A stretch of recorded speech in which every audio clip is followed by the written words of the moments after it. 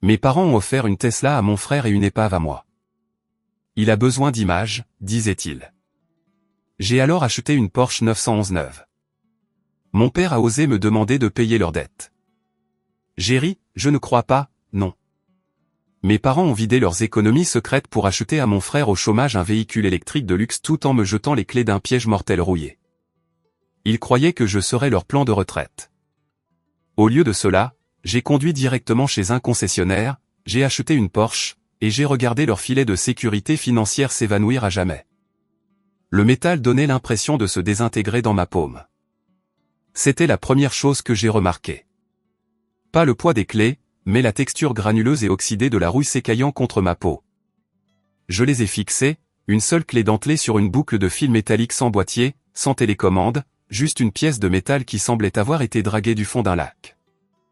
À 3 mètres de là, le soleil de fin d'après-midi étincelait violemment sur le capot poli et obsidien d'une toute nouvelle Tesla Model S Plaid haut de gamme. Elle était élégante, silencieuse et agressive, une machine à 100 000 € qui hurlait le statut social. Mon frère Cédric était appuyé contre elle, les bras croisés sur sa poitrine, un sourire narquois jouant sur ses lèvres qu'il n'essayait même pas de cacher. Il avait l'air d'avoir remporté une loterie pour laquelle il n'avait pas acheté de billets. « Joyeux anniversaire, les enfants » a déclaré mon père, François, sa voix résonnant de cette générosité de façade qu'il adoptait toujours lorsqu'il voulait un public. Il s'est essuyé les mains sur son jean, rayonnant en regardant Cédric, puis m'a accordé un regard rapide et désinvolte. Nous voulions être justes, vous préparer tous les deux pour le prochain chapitre de vos vies. J'ai regardé de la clé rouillée dans ma main à la Tesla, puis à l'allée derrière François, où mon cadeau était garé. C'était une berline beige de 2002. Le vernis s'écaillait comme une peau brûlée par le soleil, révélant une peinture terne et irrégulière en dessous. Le pare-choc avant était maintenu par ce qui ressemblait à des attaches de câbles et de l'espoir, et la voiture était garée de travers, inclinée vers la gauche comme si la suspension avait rendu l'âme une décennie auparavant. Juste, les mots ont été arrachés de ma gorge. Ma poitrine était serrée, une pression physique me comprimant les poumons. Ce n'était pas de la jalousie. Je ne voulais pas de la Tesla. Je n'aimais même pas trop les voitures électriques. C'était l'énorme disparité, sans phare. C'était la preuve mathématique de mon insignifiance.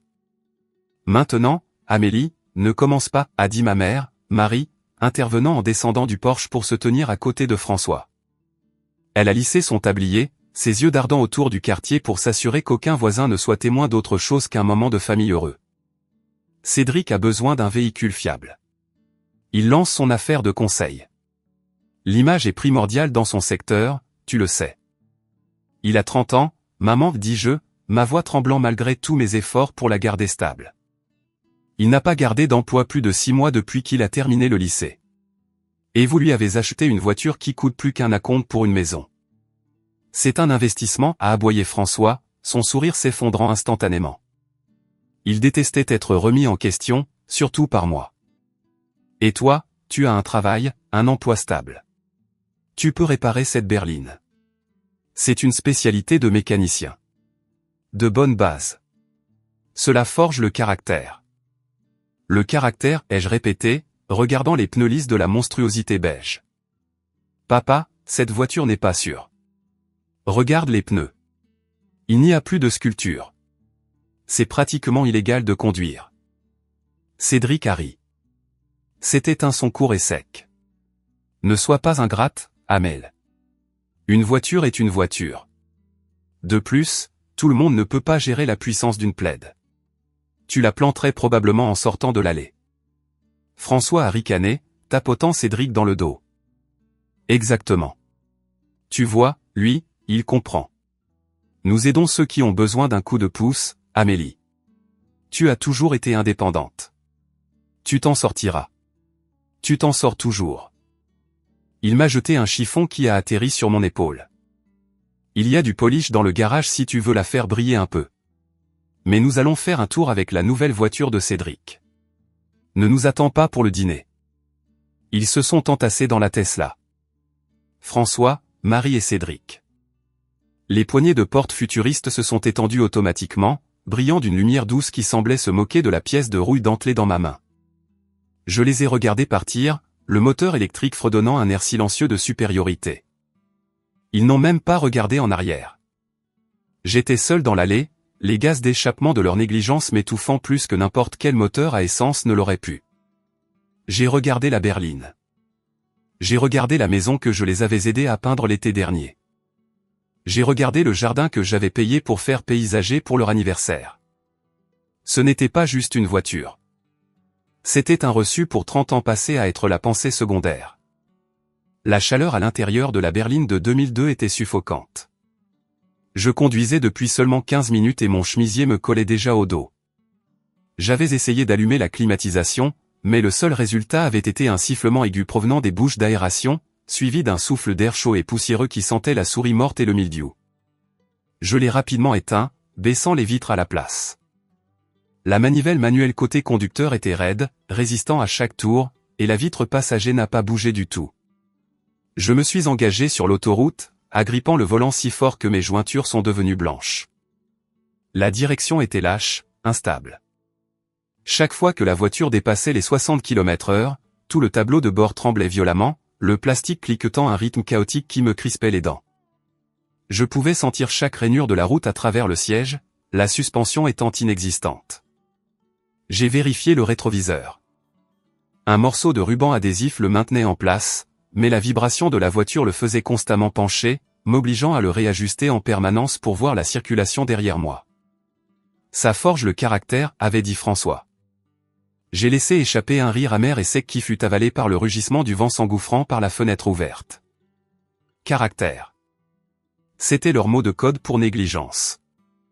Quand Cédric a eu des tuteurs privés parce qu'il était, mal compris, par ses professeurs, c'était du soutien. Quand j'ai lutté avec le calcul et que je suis resté éveillé jusqu'à 3 heures du matin pour m'enseigner à l'aide de vidéos YouTube parce qu'il ne voulait pas payer pour de l'aide, c'était forger le caractère.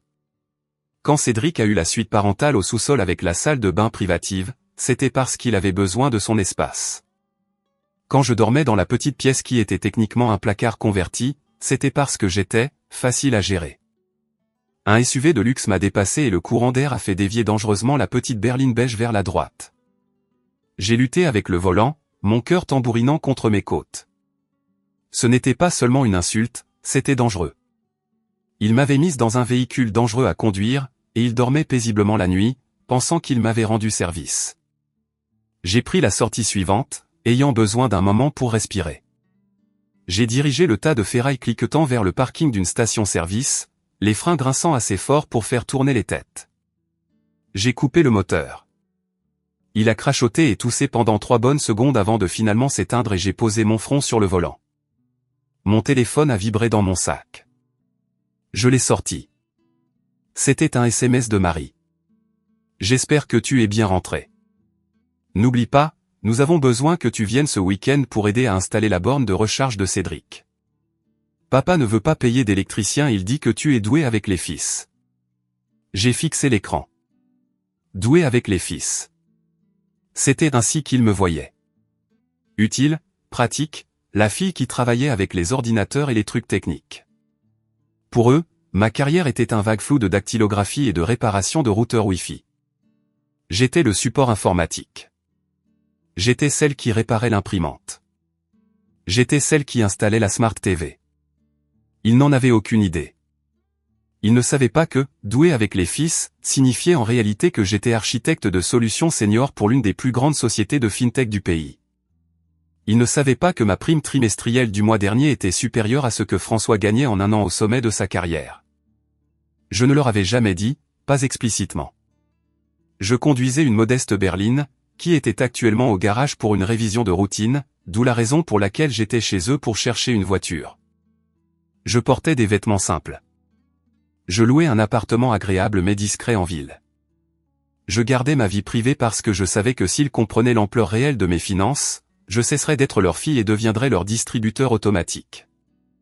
Mais en regardant ce message, en regardant la demande de ma main-d'œuvre pour installer un chargeur pour une voiture qui coûtait plus que les économies de toute la vie de mes parents, quelque chose s'est brisé. Ils me croyaient fauché. Ils me croyaient en difficulté, juste en train de joindre les deux bouts, reconnaissante pour une berline rouillée parce que je n'avais pas d'autre option. Ils pensaient détenir le pouvoir parce qu'ils détenaient les cordons de la bourse, ou du moins les cartes de crédit. J'ai tapé une réponse, puis je l'ai supprimée.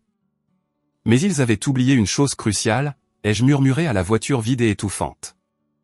Je peux me permettre d'acheter et de revendre toute leur réalité. J'ai levé les yeux vers la concession de l'autre côté de la rue. C'était un centre Porsche. Le bâtiment de verre était impeccable, abritant des rangées de perfection d'ingénierie. Je n'allais pas réparer la berline. Je n'allais pas installer le chargeur. J'ai tourné la clé. La berline a toussé, a sifflé et a repris vie à contre-cœur. Je ne rentrais pas chez moi. Pas encore. Pour comprendre pourquoi la Tesla faisait tant de mal, il faut comprendre l'écosystème de la famille Miller. Il ne s'agissait pas seulement d'argent.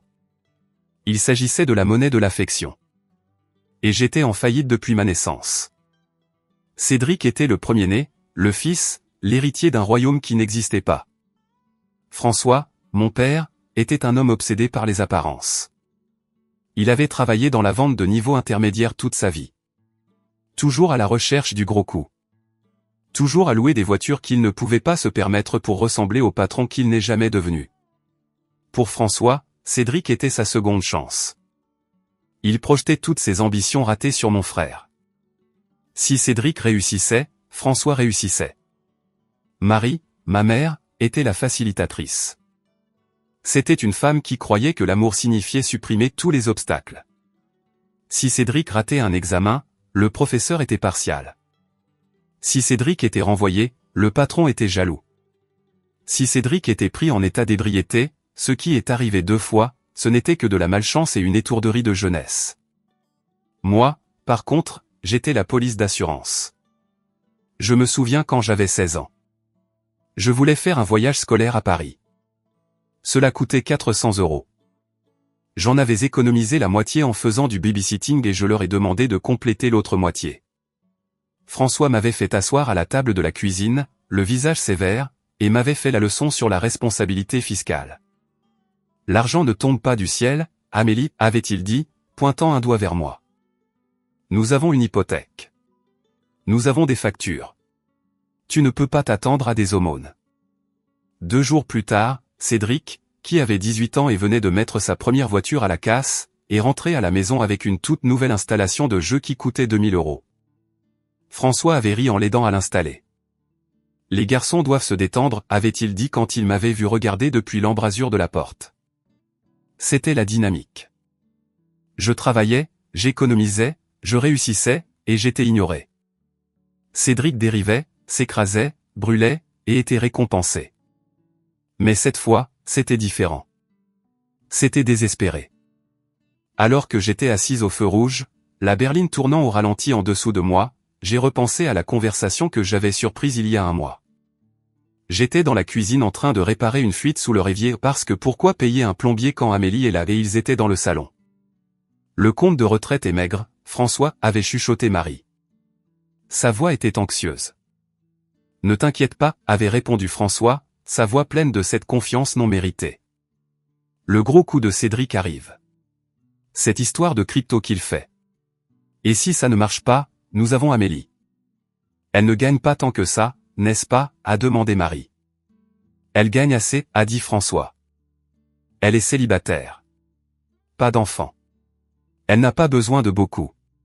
Quand nous serons prêts à prendre notre retraite, elle prendra le relais. C'est son devoir. Nous l'avons élevée, n'est-ce pas? Le feu est passé au vert.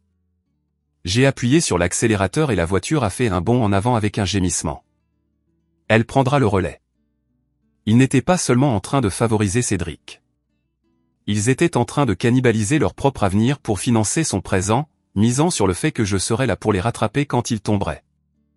Ils ont acheté la Tesla non seulement parce qu'ils l'aimaient, mais parce qu'ils se sentaient en droit de mon futur travail pour payer leurs erreurs.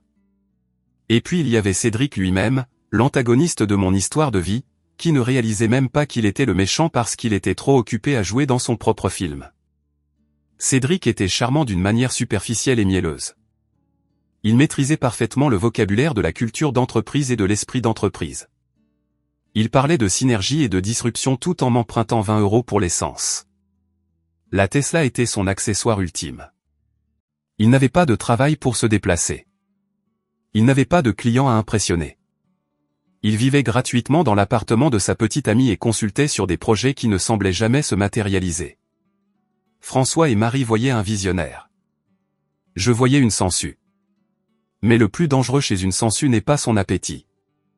C'est l'anesthésiant qu'elle injecte. Pour que vous ne la sentiez pas se nourrir avant qu'il ne soit trop tard. Mes parents étaient insensibles à son égard.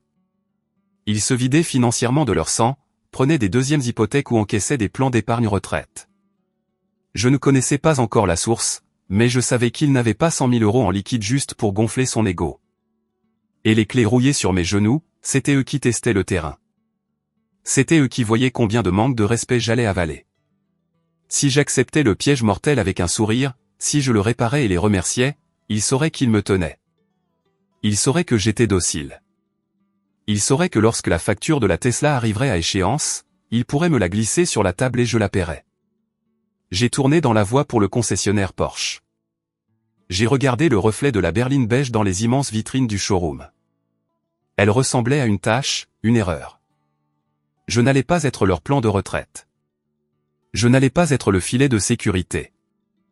J'ai garé la berline juste devant l'entrée à côté d'une 911 GT3 étincelante. Le contraste était comique. Un vendeur en costume élégant a levé les yeux de son bureau, son expression passant de la confusion à la lassitude en voyant le tas rouillé s'arrêter en cliquetant. J'ai coupé le moteur. J'ai attrapé mon sac. J'ai ouvert la porte, qui a hurlé de protestation, et je suis sorti sur le trottoir immaculé. Il était temps de présenter à François et Marie la véritable Amélie.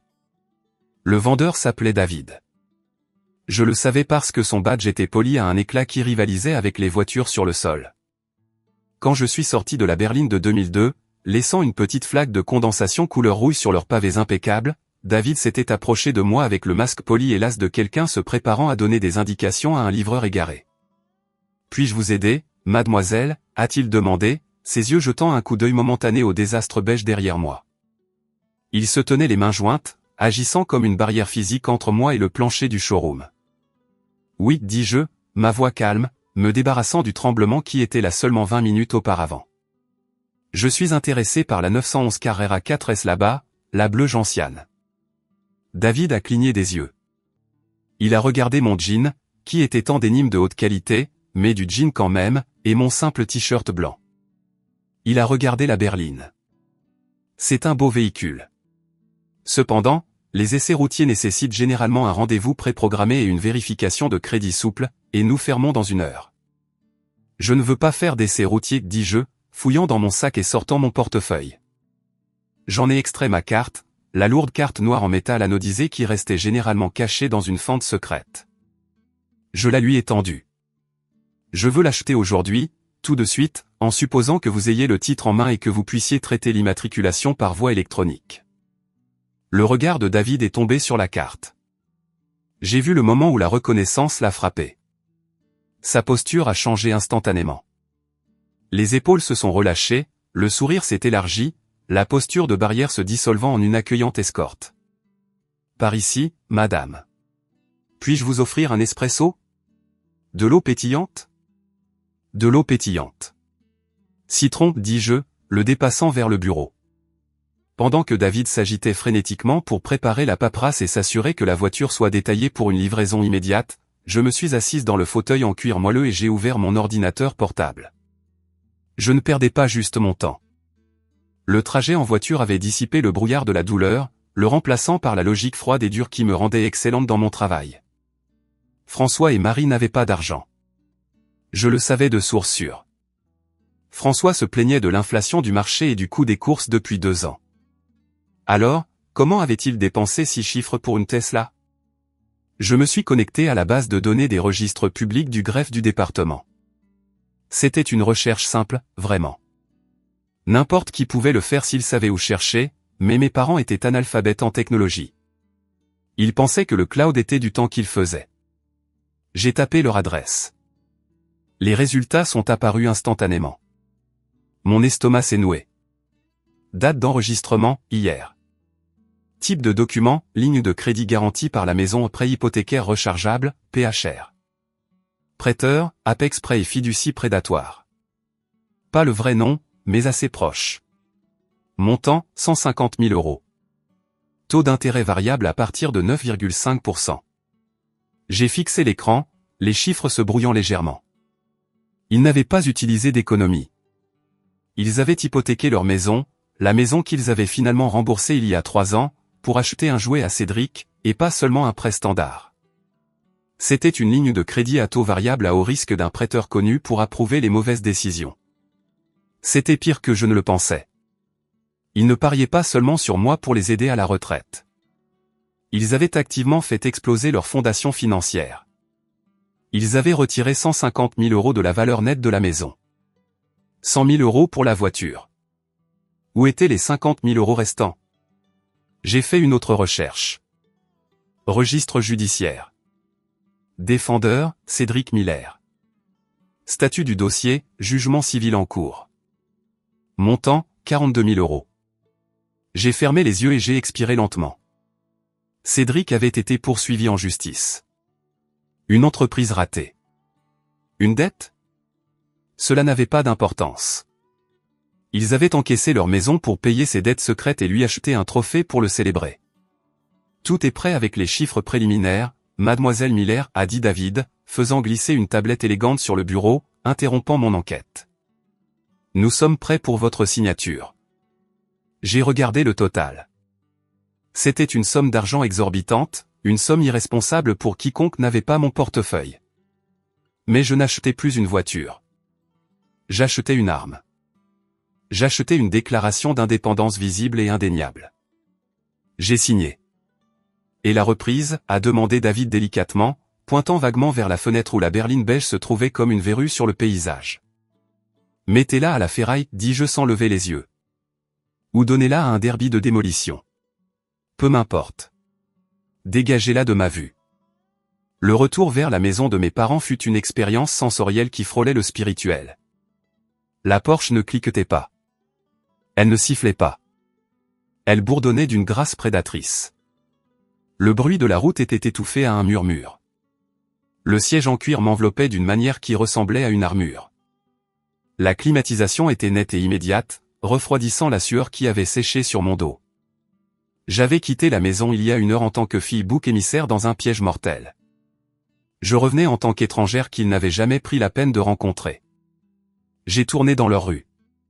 C'était un cul-de-sac de banlieue calme bordé de maisons modestes et de pelouses bien entretenues. Alors que j'approchais de leur allée, je les ai vus. Ils étaient toujours dehors.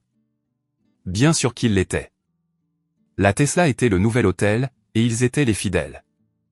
François essuyait le capot avec un chiffon en microfibre, quelque chose qu'il n'avait jamais fait pour aucune de mes voitures.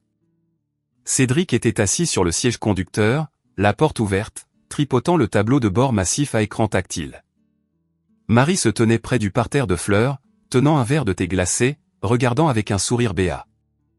Je ne me suis pas garé dans la rue. J'ai foncé directement dans l'allée, bloquant la Tesla. La note du moteur de la 911 était distincte, un grondement bas et guttural qui exigeait de l'attention. Lorsque je me suis approché, François a levé les yeux, les sourcils froncés d'agacement face à l'intrusion. Il a plissé les yeux contre le soleil, ne reconnaissant pas la voiture. J'ai vu la confusion sur son visage. Qui est-ce? Un voisin? Une personne riche égarée? J'ai mis la voiture en stationnement et j'ai coupé le moteur. Le silence qui a suivi était pesant. J'ai ouvert la porte et je suis sorti, mes lunettes de soleil protégeant mes yeux, mon sac en bandoulière. Amélie. La voix de François était aiguë, incrédule. Il a fait un pas en avant, le chiffon en microfibre pendant de sa main. Quoi?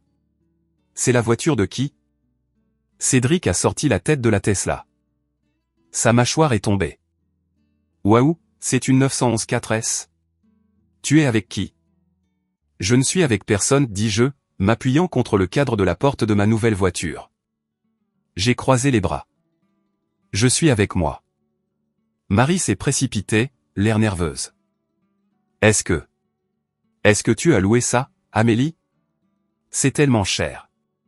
Nous t'avons dit de faire attention à ton argent. Tu ne peux pas te permettre de louer une voiture comme ça juste pour te montrer. Ce n'est pas une location, maman, dis-je calmement. Alors, elle est à qui? A exigé François, s'approchant de la voiture et regardant à l'intérieur de la vitre comme s'il cherchait le vrai propriétaire caché sur la banquette arrière. Un petit ami te l'a prêté? C'est la voiture de ton patron? Elle est à moi, dis-je. J'ai brandi la clé, élégante, façonnée comme la silhouette de la voiture elle-même. Je l'ai achetée. François s'est figé. Il a regardé la voiture, puis moi, puis à nouveau la voiture. Il a ri, mais s'est éteint son nerveux et bégayant. Ne sois pas ridicule. C'est un véhicule à 150 000 €. Tu travailles dans. Tu fais du support informatique. Tu ne peux pas acheter ça. Je suis architecte de solutions senior, papa. Je construis des infrastructures cloud pour des systèmes bancaires mondiaux. Les jeux corrigés, ma voix était coupante. Et oui, je l'ai acheté. Payé comptant il y a environ 20 minutes. Cédric s'est précipité hors de la Tesla. Le sourire narquois avait disparu, remplacé par un regard de fascination avide mêlé de choc. Il a fait le tour de la Porsche, passant sa main sur l'aileron. Content? Tu as ce genre de liquidité? Retire tes mains, Cédric, ai-je claqué. Il a reculé comme si je l'avais giflé. Pfiou, sensible. Je regarde juste. Attends. Si tu as ce genre d'argent, pourquoi conduis-tu cette ferraille que papa t'a donnée? Je ne la conduis pas, dis-je. Je l'ai laissée à la concession. Je leur ai dit de la mettre à la casse.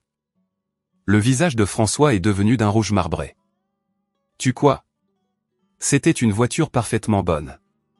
J'ai mis de l'huile neuve dans cette voiture. C'était un cadeau.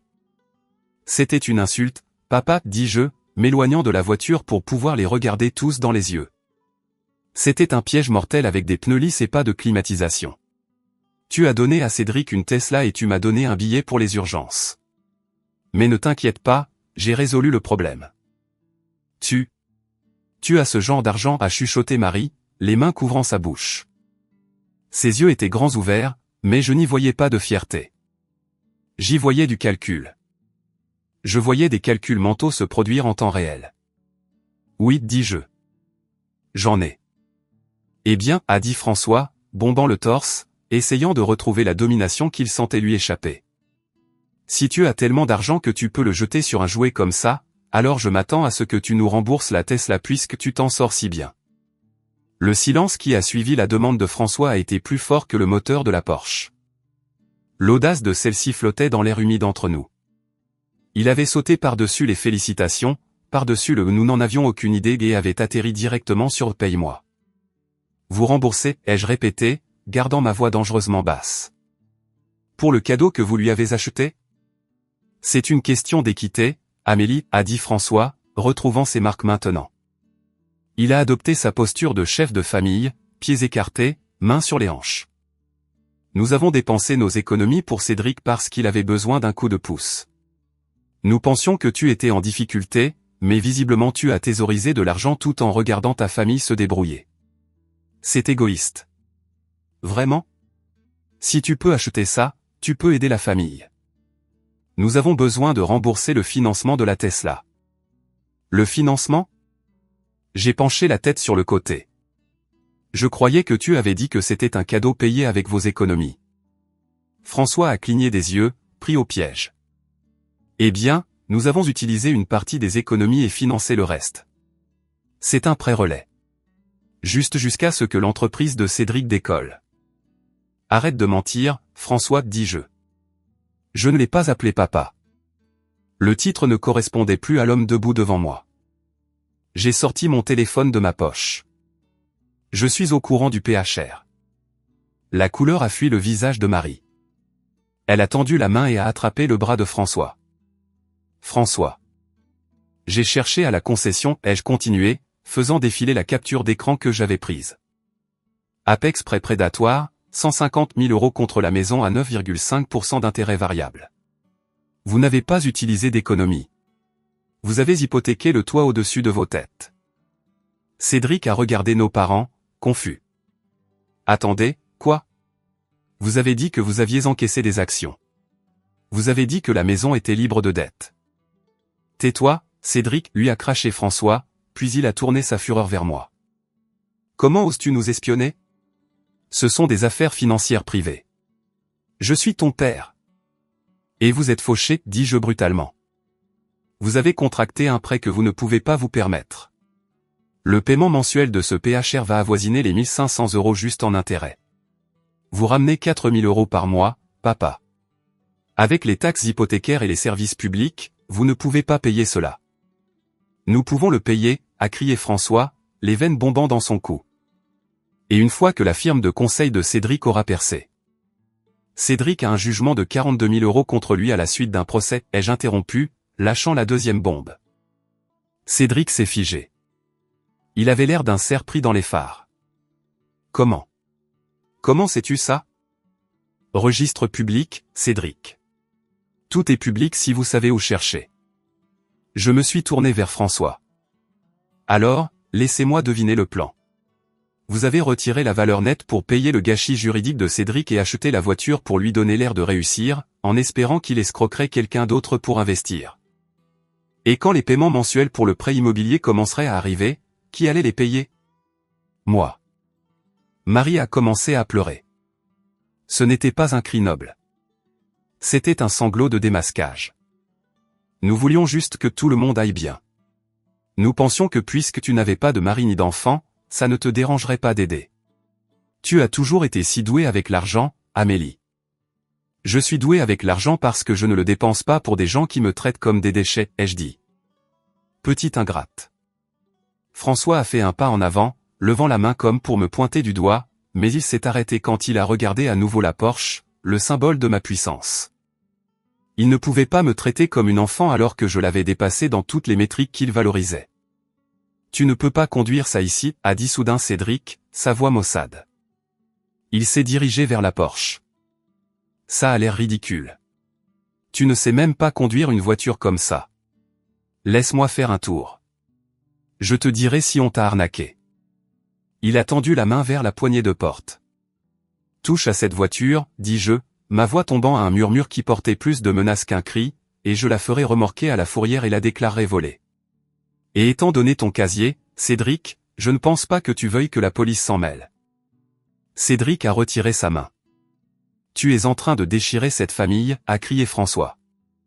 Pour une voiture, pour de l'argent, après tout ce que nous avons fait pour toi. Vous n'avez rien fait pour moi, papa, dis-je. Vous m'avez donné une clé rouillée et vous vous attendiez à ce que je vous dise merci. Vous avez hypothéqué votre avenir pour un fils qui vous ment et vous aviez prévu de me refiler la facture. Eh bien, la banque est fermée. Tu ne pars pas, a dit François, se déplaçant pour bloquer l'allée, se tenant devant ma voiture. Nous devons discuter de ça. Nous devons trouver un plan de paiement pour le prêt immobilier. Tu fais partie de cette famille et tu vas contribuer.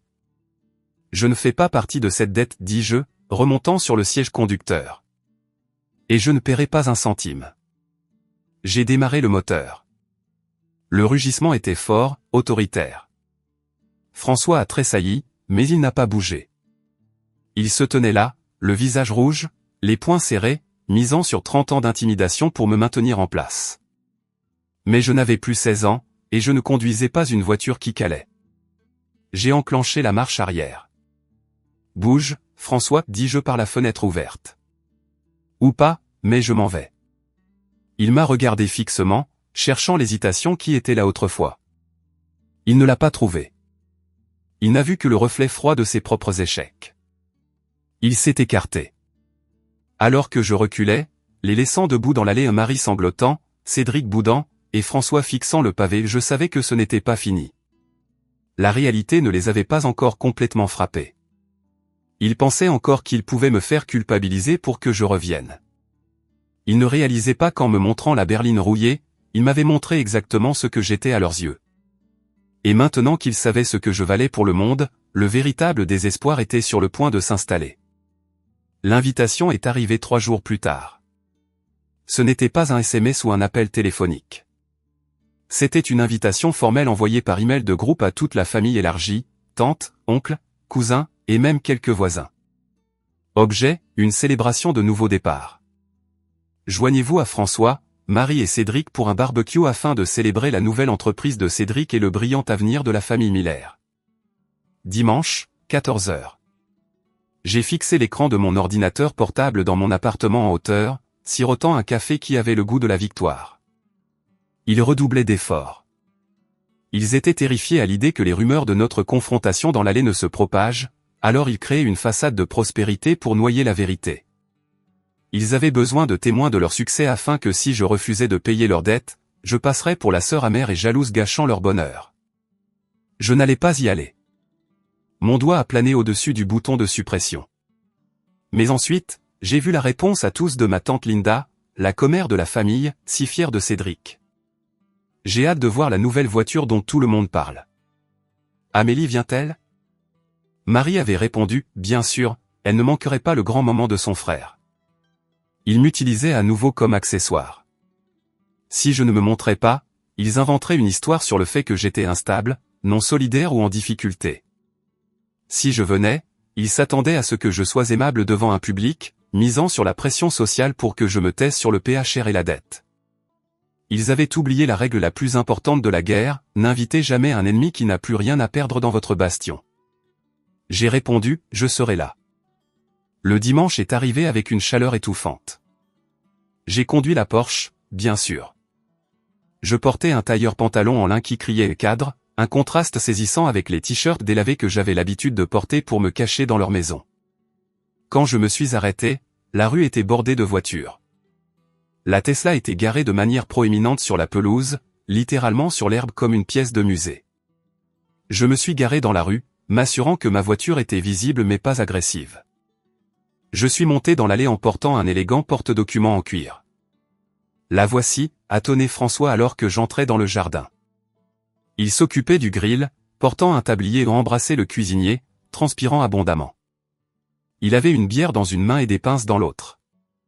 Il avait l'air maniaque. La fille prodigue est de retour. Le jardin était plein. Tante Linda, oncle Bob, des cousins que je n'avais pas vus depuis des années. Ils se sont tous tournés pour regarder. Cédric tenait la cour près de la glacière, portant une chemise à boutons impeccable qui, je le savais, coûtait plus cher que le budget d'épicerie hebdomadaire. Bonjour tout le monde, dis-je, ma voix portant clairement. Amélie. Marie s'est précipitée, attrapant mon bras avec une poigne douloureuse. Elle s'est penchée, chuchotant à travers un sourire crispé. N'ose pas faire de scandale. Nous faisons la fête. Souris et mange un burger. Je n'ai pas faim, maman, dis-je, retirant mon bras. Alors, Amélie a appelé oncle Bob, faisant un geste avec un hot dog. François nous dit que tu t'es acheté une petite voiture de sport, enfin tu dépenses un peu de cet argent de l'informatique, hein? Quelque chose comme ça, dis-je, marchant vers le centre du patio. Et Cédric, s'est exclamé tante Linda, se tournant vers mon frère. Une Tesla plaide. Mon Dieu, François, tu as dû bien gagner avec ces actions cette année pour le gâter comme ça. François a bombé le torse. Eh bien, vous savez, la famille passe avant tout.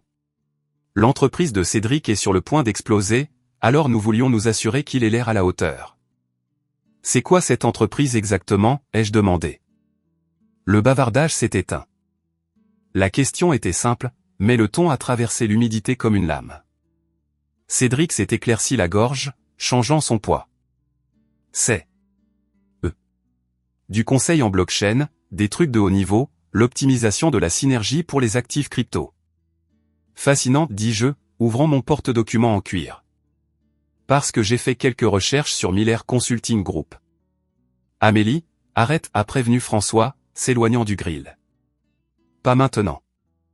Je pense que c'est le moment idéal, dis-je, sortant une liasse de papier. Puisque vous avez invité tout le monde à célébrer l'avenir financier de la famille, il devrait savoir à quoi ressemble réellement cet avenir. J'ai brandi le premier document. Ceci est un enregistrement de la SARL que Cédric a enregistré. Elle a été dissoute par l'État il y a 6 mois pour non-paiement d'impôts. Des murmures ont parcouru la foule. Le visage de Cédric est devenu pâle. C'était une erreur de déclaration. Mon comptable s'est trompé. Tu n'as pas de comptable, Cédric, dis-je calmement. J'ai sorti le papier suivant. Et ceci est le jugement du procès que j'ai mentionné. 42 000 € dû à un propriétaire pour un espace commercial que tu as loué et que tu n'as jamais utilisé, mais où tu as organisé des fêtes jusqu'à ce que tu sois expulsé.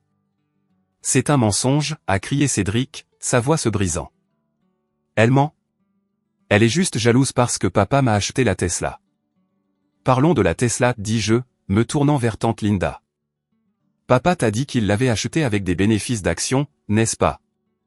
C'est ce qu'il a dit, a murmuré Linda, regardant entre François et moi. Ceci, dis-je, brandissant le document d'acte de fiducie, est le dépôt public d'un prêt hypothécaire rechargeable, PHR, contracté sur cette maison il y a 4 jours pour 150 000 € à 9% d'intérêt. Le silence fut absolu. Le seul son était le grésillement des burgers brûlants sur le grill laissé sans surveillance. François, a dit oncle Bob, sa voix grave. Tu as hypothéqué la maison. Tu m'avais dit que tu étais libre de dette. C'est un investissement, a crié François, jetant les pinces. Amélie, sors d'ici. Tu essaies de nous humilier. J'essaie de vous sauver, ai-je claqué, perdant mon calme pour la première fois. Je me suis tourné vers ma mère. Maman, regarde ces chiffres. Sais-tu ce qui se passe quand on ne peut pas effectuer les paiements? La banque prend la maison. Cette maison où vous vivez.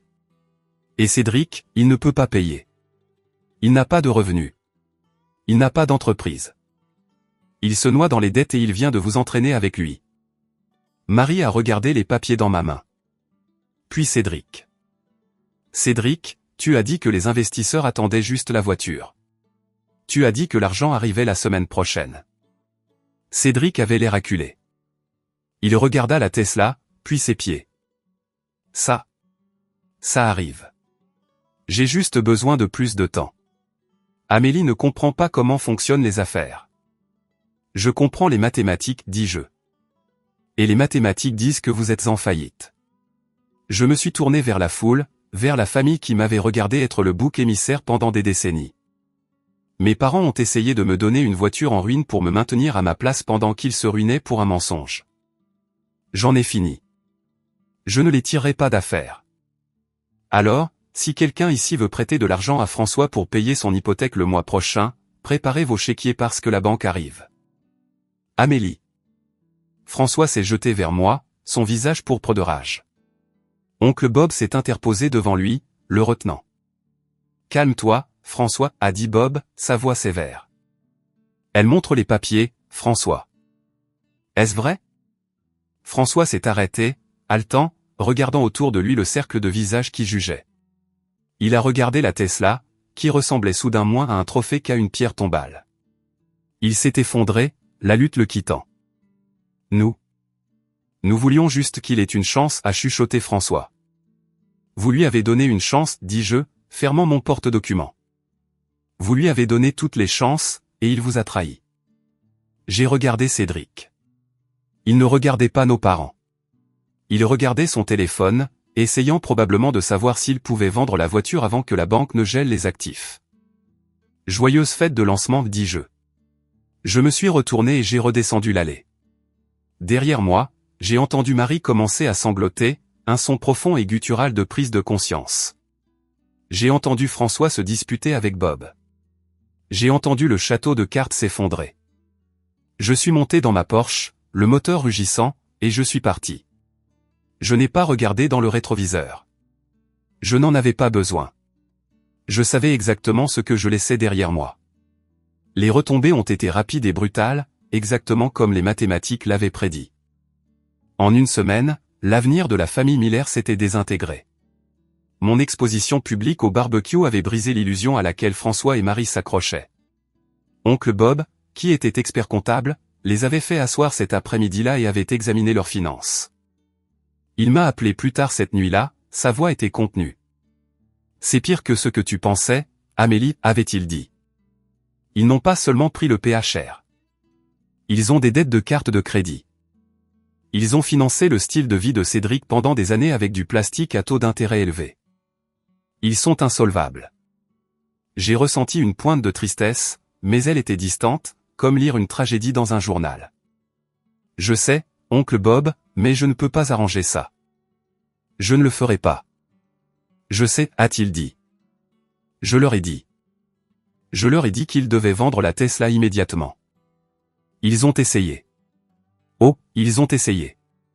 Mais parce qu'ils avaient reporté l'équité négative du véhicule précédent de Cédric, un pick-up dont il s'était lassé, dans le prêt Tesla, ils étaient sous l'eau. Vendre la voiture ne couvrirait même pas le solde du prêt. La Tesla a été saisie 3 semaines plus tard. Une dépanneuse est arrivée en plein jour, traînant la bête électrique hors de la pelouse pendant que les voisins regardaient. Ce fut l'humiliation ultime pour François. Cédric n'est pas resté pour le voir. Une fois que le robinet d'argent a été coupé, il a disparu. Il a emménagé avec un ami dans une autre région, laissant derrière lui un SMS blâmant nos parents de ne pas avoir cru en sa vision et moi d'avoir saboté son succès. Il n'a pris aucune responsabilité.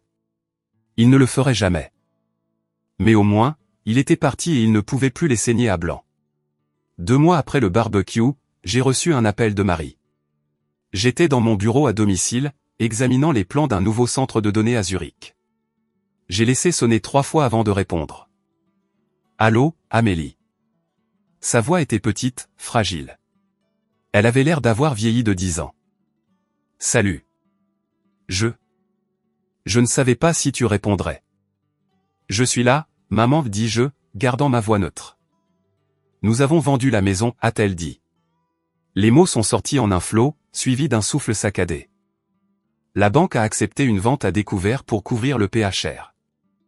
Nous devons partir d'ici le 1er du mois. Je vois, dis-je. J'ai ressenti le poids de cela. La maison où j'avais grandi. La maison où je m'étais caché dans le placard pour étudier. La maison où j'avais été ignoré. Où allez-vous? Nous avons trouvé un petit appartement, a-t-elle dit. 1-2 pièces. C'est dans un quartier plus difficile, mais c'est ce que nous pouvons nous permettre avec la pension de ton père. Bob nous a aidés à établir un budget. Il y eut un long silence. Amélie, dit-elle, et je pouvais entendre les larmes dans sa voix. Je suis allé dans ton ancienne chambre pour faire les cartons. J'ai trouvé tes anciens bulletins, ceux que tu essayais de nous montrer. J'ai trouvé les dessins que tu as faits. J'ai fermé les yeux. Maman, ne fais pas ça. Nous avions tellement tort, sanglota-t-elle. Nous étions tellement aveugles. Nous avons passé nos vies à arroser une mauvaise herbe et nous avons ignoré la fleur. Tu avais raison. Tu avais raison surtout. Cette voiture rouillée. Mon Dieu, Amélie, je suis tellement désolé. Je suis tellement désolé de ne pas t'avoir vue. Ce n'était pas une réparation. Cela n'annulait pas 30 ans de négligence. Cela ne me rendait pas mon enfance. Mais c'était la vérité. Et pour la première fois de ma vie, l'excuse n'était pas suivie d'une demande d'argent. Merci de l'avoir dit, dis-je doucement. Vas-tu venir nous voir un jour? A-t-elle demandé. Dans l'appartement. Je promets, pas de Cédric, juste nous. Je veux apprendre à connaître ma fille, l'architecte. J'ai regardé par la fenêtre le paysage urbain, la vie que j'avais bâtie de mes propres mains. J'avais la justice. J'avais la justification. Et maintenant, j'avais la seule chose que j'avais cessé d'espérer. La reconnaissance. Peut-être, dis-je. Donne-moi du temps, mais peut-être. D'accord, murmura-t-elle. D'accord. Nous t'aimons, Amélie. Vraiment. Au revoir, maman. J'ai raccroché. Je suis restée assise là pendant longtemps dans le silence de mon bel appartement payé. Je n'allais pas me précipiter. Je n'allais pas les sauver des conséquences de leurs actes. Ils devaient vivre dans ce petit appartement. Ils devaient conduire une voiture d'occasion. Ils devaient apprendre les leçons qu'ils avaient essayé de me forcer à apprendre. Mais alors que je regardais la clé rouillée que j'avais gardée, pas la clé de voiture, mais la clé de leur maison, que je laissais tomber maintenant dans la poubelle, j'ai senti un poids se lever de mes épaules. Je n'étais plus le filet de sécurité. Je n'étais plus le plan de secours. J'étais Amélie Miller. Et pour la première fois, c'était suffisant.